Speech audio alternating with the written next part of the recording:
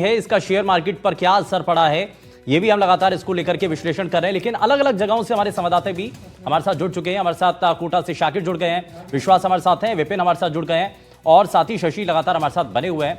आप जरा सबसे पहले विश्वास जरा बताइए, इस बजट के बाद बहुत सारी चीजें हैं जिसको लेकर के विश्लेषण हो रहा है।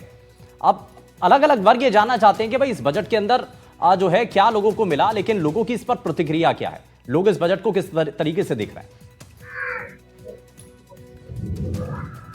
देखिए बिल्कुल, जो बजट है वो अब आया है, उसके बाद में जिस तरीके से मार्केट ने रिएक्ट किया है, उसके अलावा एक और बात रहती है कि आकांक्षाएं लोगों की क्या रहती हैं, उम्मीदें क्या रहती है। राजस्थान में टूरिज्म एक बहुत बड़ा इंडस्ट्री है। अक्रॉसली 12 to 16% जो जीडीपी का पार्ट है वो टूरिज्म से आता है राजस्थान में, इसलिए टूरिज्म को लेकर के बहुत उम्मीदें राजस्थान के लोगों को यहाँ पे हैं। मेरे साथ में कुछ बिजनेस टाइकून्स भी मौजूद है टूरिज्म को लेकर के बात करने के लिए, एक्सपर्ट्स मौजूद हैं, उनसे बात करते हैं। बेसिकली अभी तक जो मुझे नजर आ रहा है टूरिज्म के लिए पर्सपेक्टिव से, राजस्थान के पर्सपेक्टिव से, तो जो समिट, बिग कैट समिट जो इंडिया में होने वाली है, it is a first ever जो बिग कैट समिट है जो होगी इंडिया में, उसको लेकर के राजस्थान एक बड़ा स्टेक होल्डर रह सकता है, क्योंकि राजस्थान में इतने बड़ी संख्या में टाइगर रिजर्व्स मौजूद हैं, लेपर्ड सफारीज मौजूद हैं। झालाना लेपर्ड सफारी इंडिया की first ever leopard conservative area रहा है, कंजर्वेटिव सफारी रहा, उसमें जो हाईएस्ट डेंसिटीज ऑफ लेपर्ड भी है। तो इसलिए उस पॉइंट ऑफ व्यू से राजस्थान एक बड़ा स्टेक होल्डर रहेगा इस पूरी समिट में, इस पूरे डायलॉग में, जिसमें बिग कैट्स के कंजर्वेशन के ऊपर बात होगी।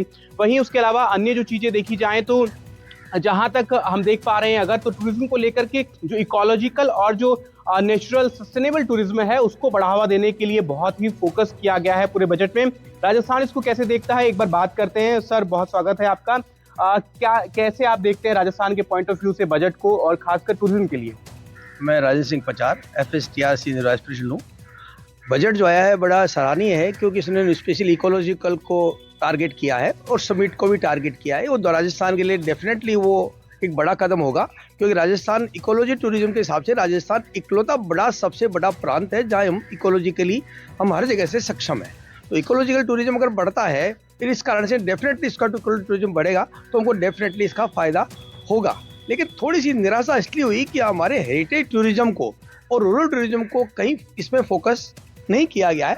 तो हम सरकार से निवेदन करेंगे कि स्पेशली हेरिटेज टूरिज्म राजस्थान का जो सबसे बड़ा टूरिज्म का पॉइंट है, जिसके कारण से सारा वर्ल्ड से सारे टूरिस्ट हेरिटेज टूरिज्म और रूरल टूरिज्म को देखने के लिए आते हैं, तो उसको भी अगर फोकस किया जाता तो हमारे लिए थोड़ा सा अच्छा लगता। और बट जो भी किया गया है अच्छा किया गया, और हम सरकार से आग्रह करेंगे कि हमारे रूरल टूरिज्म को और हेरिटेज टूरिज्म को थोड़ा सा फोकस करके कुछ हमको इनिशिएटिव दिया जाए। जैसे जापान ने अपने रूरल एरिया को डेवलप करने के लिए काफ़ी एरियाज फोकस किए और पूरा का पूरा रूरल एरिया को उन्होंने डेवलपमेंट कर दिया कि उन्होंने टैक्सेशन छूट दे दी। तो पूरा जो अपने सिटी के लोड को कम करने के लिए पूरा, जब जापान अपना इतना बड़ा कदम उठा सकता है, तो हम भी अब डेवलप कंट्री की तरफ जा रहे हैं, तो हमको भी हमारे रूरल एरियाज को डेवलप करने के लिए टैक्सेशन में छूट देनी चाहिए। जब हम सेल्स डेवलप करते हैं तो GST की छूट दी जाती है, तो बट क्यों नहीं हमको हमारे रूरल एरिया को डेवलप करने के लिए हमको लाइक सेज छूट मिलती है, वैसी छूट हमको रूरल एरियाज में भी मिलनी चाहिए। बिल्कुल। सर, आपसे मैं जानना चाहूंगा कि नेशनल इंस्टीट्यूट ऑफ बिल्कुल विश्वास, ये आपने जाना भाई, इसमें अलग अलग चीजें हैं और इसमें एक बात ये भी सामने आ रही है कि भाई रूरल सेक्टर के अंदर ज्यादा कुछ इसमें दिखाई नहीं दिया। लेकिन मैं थोड़ा सा आगे बढ़ते हुए विपिन का जरा रुख कर लेते हैं। विपिन, जरा बताइए, अभी कई चीजें इसमें सामने आ रही हैं, इसमें शिक्षा के क्षेत्र में भी, स्वास्थ्य के क्षेत्र में बहुत बदलाव करने की कोशिश की गई है, लेकिन एक बात ये भी सामने आ रही है कि भाई जो ग्रामीण इलाका है, जो रूरल सेक्टर है, उस पर उतना ज्यादा फोकस नहीं हुआ। ये थोड़ा सा छूता है क्या? जी बिल्कुल। उदयपुर में बात करें तो पर्यटन क्षेत्र, और एक ये बड़ी बात है, पुरातत्व क्षेत्र के जो है उनको सांस्कृतिक गंतव्य के रूप में डेवलप किए जाने की इसमें बात कही है, जो कि उदयपुर के लिए काफी महत्वपूर्ण मानी जाती है, क्योंकि उदयपुर में ऐसे कई पुरातत्व एरिया है जहां पर पर्यटन स्थल अभी भी डेवलप है और बड़ी संख्या में पर्यटक जो है वहां पर पहुंचते भी। इसके साथ साथ में मेडिकल क्षेत्र डेवलप करने की बात की, जो कि उदयपुर के लिए काफी बड़ी बात है, क्योंकि उदयपुर में उदयपुर संभाग में बांसवाड़ा, डूंगरपुर, प्रतापगढ़, जहां पर मेडिकल क्षेत्र में काफी पिछड़ा माना जाता है, असुविधा क्षेत्र माना जाता है, वहां के लिए काफी फायदेमंद साबित हो सकता है। ये कुछ लोग भी है जिनसे बात करेंगे कि पर्यटन क्षेत्र में किस तरह से देखते हैं, क्या मानते हैं, बजट को लेकर आया है किस तरह। गोपाल नागर, आज पर्यटन क्षेत्र की जहाँ बात हो रही है, सरकार ने एक दावा किया है सर्किट बनाने का, और एजुकेटेड करके लोगों को जोड़ने का। लंबे समय से पर्यटन क्षेत्र में उदयपुर कांग्रेस सरकार के कार्यकाल से, चाहे डॉक्टर गिरजा बैस हमारी सांसद रही, विधायक रही, और भी पर्यटक है जिनसे बात करेंगे। सर, पुरातत्व क्षेत्र को डेवलप करने की बात इसमें कही है, क्या सोचते हैं? उदयपुर के रहने वाले आप, इस बात कहाँ से आए? यहाँ पे जो है ये हेरिटेज सिटी है, इसकी हर तरह से बहुत सारी जो है इम्पोर्टेंस है, ठीक है। खास तौर पे टूरिज्म के अच्छा, लिए उदयपुर में ये बड़ी खासियत है और आवश्यक इससे बहुत हद तक बदलाव के संकेत भी हैं। इससे जो ये ऐसे इलाके हैं उनको डेवलप करने की बहुत हद तक ये कोशिश है। थोड़ा सा आगे बढ़ते हुए अर्चना, थोड़ा सा आगे बढ़ते हैं और शाकिर भी हमारे साथ हैं। शाकिर से जरा बातचीत करते हैं। सीधा कोटा का रुख कर लेते हैं। शाकिर, कोटा में हम सबसे पहले फोकस कर रहे थे एजुकेशन को लेकर, क्योंकि माना जाता है कि यहाँ बहुत सारे इंस्टीट्यूट हैं। तो एजुकेशन को लेकर क्या ये बजट खरा उतर पाया है उनकी उम्मीदों पर, जो उम्मीद की जा रही थी एजुकेशन सेक्टर में? ये देखिए, बिल्कुल बजट से जो उम्मीदें की जा रही थी उन उम्मीदों पर जो है बजट खरा उतरता हुआ नजर आ रहा है। और लोकसभा अध्यक्ष ओम बिरला का ये गृह क्षेत्र है। जाहिर तौर पर जिस तरह से यहाँ पर जो है कोचिंग स्टूडेंट्स भी हैं, लेकिन हम जो तस्वीरें दिखा रहे हैं वो बीजेपी कार्यालय से दिखा रहे हैं। यहाँ पर बीजेपी के तमाम पदाधिकारी मौजूद हैं, जिला अध्यक्ष मौजूद हैं, जो लगातार बजट को देख रहे थे। जी अध्यक्ष जी, कैसा रहा बजट? कोचिंग के लिहाज से भी अपन देखें और कोटा के डेवलपमेंट के हिसाब से भी देखें। ऐतिहासिक, शानदार, जानदार और निश्चित ही इससे कोटा बूंदी संसदीय क्षेत्र नहीं, राजस्थानी पूरे देश में विकास के नए द्वार खुलेंगे, बेरोजगारों को रोजगार के नए अवसर पैदा होंगे और हमारा भारत जो सोने की चिड़िया था, जिसे हमारे देश के यशस्वी प्रधानमंत्री नरेंद्र मोदी जी पुनः सोने की चिड़िया बनाने के लिए और विकसित भारत बनाने के लिए निर्मला सीतारमण जी ने जो बजट पेश किया है, निश्चित ही इससे विकास के नए द्वार खुलेंगे और ये भारत विकसित भारत बनेगा। जिस तरह से इसमें निर्यात के लिए जो सौगातें दी गई है, उससे एमएसएमई के लिए 10,000 करोड़ रुपए की जो एक नीति का प्रस्ताव किया गया है, छोटे लघु उद्योगों के लिए प्रस्ताव किया गया है। इससे लोकल फॉर वोकल पे हमारे नए नए रोजगार बढ़ेंगे, नए नए उत्पाद बढ़ेंगे और वो सभी उत्पाद निर्यात तक जाएंगे, जिससे विदेशी मुद्रा का हमारे यहाँ आवागमन होगा और निश्चित ही हमारा देश प्रगति करेगा। रक्षा के क्षेत्र में जो कल पुर्जे बाहर से आयात होते हैं, उन पर एक्साइज ड्यूटी कम की गई है। दवाएं जिनसे हम वास्तव में हमारा जीवन जीने के लिए जरूरी है, उन पर एक्साइज ड्यूटी कम की गई है। खेल में हम अग्रणी हो, खेल के लिए बहुत बड़ा बजट रखा गया है, महिलाओं के लिए बजट रखा गया है, गरीब, युवा और किसान सभी के लिए, सभी को ध्यान में रख के इस बजट को बनाया गया है। और निश्चित ही इस बजट के माध्यम से सरकारी खरीद में छोटे उद्योग, लघु उद्योगों को प्राथमिकता देने का जो एक नया अवसर पैदा होगा, उससे रोजगार के कई सारे अवसर पैदा होंगे। और खनन, जो हमारे जमीन में अकूत धन था, उसे विदेशी सरकारों ने जमकर लूटा और कांग्रेसी सरकारों ने अपनी जेबें भरी। किंतु अब विश्व के सबसे बड़े नेता, भारत के यशस्वी प्रधानमंत्री नरेंद्र मोदी जी के नेतृत्व में जमीन के धन का सदुपयोग हो, जमीन में जो भी हमारे केमिकल हैं या हमारा जो भी उसके अंडरग्राउंड में बसा हुआ अकूत धन है, उस धन को निश्चित ही हम अच्छे से अच्छी टेक्नोलॉजी लगाकर निकालेंगे और उसका निर्यात तो करेंगे। बीजेपी कार्यालय के अंदर एक खुशी का माहौल है और वहां से तो यही बात सामने आ रही है कि भाई बजट बड़ा अच्छा है। और ये तो पॉलिटिकल अर्चना होता ही है कि पक्ष वाले जो हैं वो हमेशा यही कहते हैं कि भाई बजट तो बड़ा अच्छा है, बम बजट है, लेकिन विपक्ष इस पर सवाल उठाता है। जरा इसको बारीकी से समझते हैं और हमारे साथ कुछ खास मेहमान कार्यक्रम में जुड़ चुके हैं। जरा सबसे पहले उनसे मिलवा देते हैं। हमारे साथ सीए नंदन नरूला जी कार्यक्रम में जुड़ चुके हैं। नंदन जी, बहुत स्वागत है आपका। हमारे साथ किसान नेता रामपाल जाट जी हैं। किसानों की परेशानियां, किसान को लेकर के क्या बड़ी बातें इस बजट के अंदर हुई हैं और किसान क्या उम्मीद लगा करके बैठा था, ये भी जरा जानेंगे। हमारे साथ फिक्की फ्लो की जो सदस्य हैं, चेयरपर्सन हैं रघुश्री पोद्दार जी हमारे साथ कार्यक्रम में हैं। रघुश्री जी, बहुत स्वागत है आपका। हमारे साथ आशीष कुमार जी हैं, कार्यक्रम में जुड़ चुके हैं। आशीष जी, बहुत स्वागत है आपका। जरा जल्दी से शुरुआत करते हैं और नंदन जी को इसमें जरा जोड़ लेते हैं। नंदन जी, एक चीज ये कि बहुत हद तक ये नजर आया है कि इस बजट के अंदर आम लोगों के लिए क्या बड़ी बातें हैं, क्योंकि ये बजट आ चुका है, अब आम लोग ये समझना चाहते हैं, विश्लेषण भी हो रहा है। तो जरा सरल तरीके से बताइए कि क्या इसमें आम लोगों के लिए, एक तो टैक्स स्लैब से शुरू करते हैं और उसके बाद क्या सस्ता क्या महंगा, आम लोगों के जीवन पर क्या असर? धन्यवाद बहुत बहुत। अगर हम लोग इस बजट में जो आम लोगों के लिए प्रावधान है उनमें बात करें, तो जैसा कि हम लोगों ने देखा कि हमारी माननीय वित्त मंत्री जी निर्मला सीतारमण जी ने इस बार टैक्स रेट में कोई कटौती नहीं करी है। तो ये एक्सपेक्टेड था कि टैक्स रेट में कटौती नहीं की जाएगी, स्लैब्स में कोई परिवर्तन नहीं किया जाएगा, क्योंकि पिछले ही वर्ष एक बहुत बड़ा यहाँ पे बेनिफिट दिया गया था आम जनता को। टैक्स स्लैब चेंज किए गए थे और 12 लाख तक की आय को टैक्स फ्री किया गया लेकिन था। सर एक बात ये जरूर आ रही थी कि लोगों के मन में, क्योंकि हमेशा चाहते हैं ना कि ज्यादा हो, ये दिल मांगे मोर था जी, तो उसमें थोड़ा सा निराशा लग रही है शायद। बिल्कुल सही बात है, उस पर थोड़ी सी निराशा है। यहाँ पे कंप्लायंसेस को और ईज ऑफ डूइंग बिजनेस को ध्यान में रखते हुए छोटे छोटे परिवर्तन किए गए हैं। कहीं टीसीएस के रेट को कम किया गया है, कहीं रिटर्न भरने की जो तारीखें हैं उसमें वेबसाइट पे जो दिक्कतें आती थी उसको स्प्रेड आउट कर दिया गया है पूरे साल भर के अंदर, और रिटर्न के कुछ नए फॉर्म्स घोषणा की गई है कि बहुत जल्द आ जाएंगे। लेकिन कोई ऐसी बहुत बड़ी घोषणा जिससे आम आदमी को कोई राहत मिल जाए आयकर में, ऐसी इस बार हमें बजट में देखने को नहीं मिली है। बिल्कुल। आज सर देखिए, अब टैक्स स्लैब से हम शुरुआत करते हैं, क्योंकि जब बजट आता है तो सबसे पहले लोगों की निगाहें उस पर रहती हैं। सैलरीड क्लास खास करके यही सोचता बिल्कुल है कि भाई हमारे लिए इसमें क्या था। हाँ, उसमें आपने कह दिया कि ठीक है, कोई इतनी ज्यादा उम्मीद नहीं थी,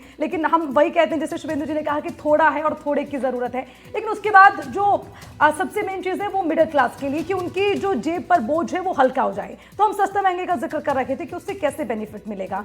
तो आई एम श्योर कि आपके पास उसका पूरा डेटा होगा। जरा वो बताएं कि उसमें जो बदलाव हुए हैं वो आम जनता को कैसे लाभ पहुंचाने वाले हैं।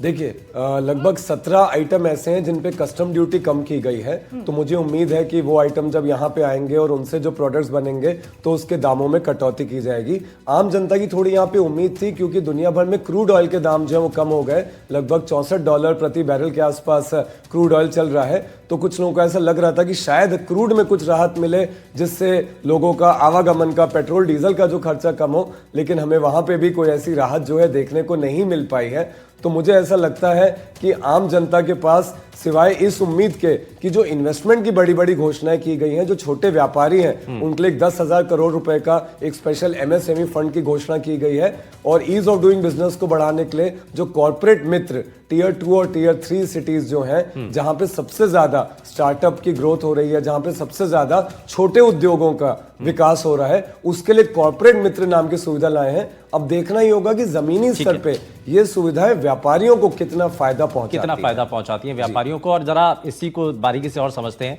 हमारे साथ रघुश्री जी भी हैं। रघुश्री जी, एक चीज बजट आने के बाद एक इंडिकेशन मिलता है, शेयर मार्केट का मोमेंटम क्या रहता है ये बहुत हद तक निर्भर करता है कि उनको क्या पसंद आया। लेकिन जिस तरीके से गिरावट दर्ज की गई है, 2300 पॉइंट गिरा है, तो क्या माना जाए, मार्केट खुश नजर नहीं आया इस बजट को लेकर के? देखिए, बजट तो क्या है कि बड़ा ही हिलता हुआ है। सोना और चांदी के भाव आप देख ही रहे हैं, सारी करेंसीज, क्रिप्टो से लेकर शेयर मार्केट, म्यूचुअल फंड सब गिर चुकी है। तो ये जब मेटल इंडस्ट्री जो बढ़ गई है, ये भी एक फेक किया गया है, क्योंकि कुछ समय बाद ये भी गिर जाएगी। तो मेरे हिसाब से जो ऑल ओवर रवैया है, जो अमेरिका का रवैया हम पे आया, वो सबसे कारण भी एक टैक्स के अंदर मुझे नहीं लगता कि बहुत उम्मीद से ज़्यादा म्यूचुअल फंड्स और स्टॉक मार्केट को पावर मिलनी चाहिए थी, वो नहीं मिल पाई।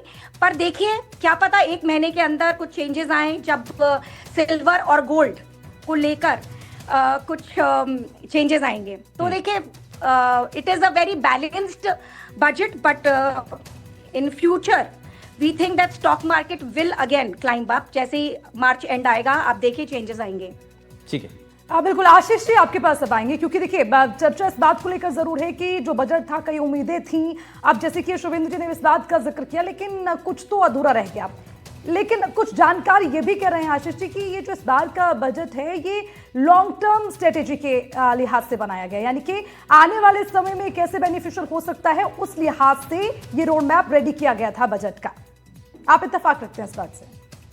जैसे कि अभी जियोपॉलिटिक्स सिचुएशन चल रही है, सब जगह अनसर्टेनिटी है, तो ये बजट उस हिसाब से बनाया गया है कि लॉन्ग टर्म में इंडिया खुद से खड़ा हो, वो टैरिफ का असर इंडिया पे नहीं पड़े, या वो खुद से स्टैंड कर सके।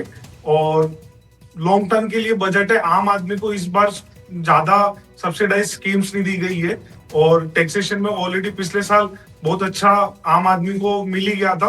तो इस साल थोड़ा सा आम आदमी को फोकस नहीं करते हुए मैन्युफैक्चरिंग और इंडस्ट्री को फोकस किया गया है। लेकिन इसमें किसानों के लिए क्या है अर्चना, ये भी बड़ा महत्वपूर्ण है। हमारे साथ रामपाल जाट जी भी हैं। रामपाल जी, बजट आने से पहले तो बहुत सारी उम्मीदें थी। अच्छा, ये भी कहा जा रहा था कि जो किसान सम्मान निधि है, शायद उसको बढ़ने की जो चर्चाएं थी वो बड़ी जोरों पर थी। कुछ आपको लग रहा है इस बजट से कुछ किसानों को मिला?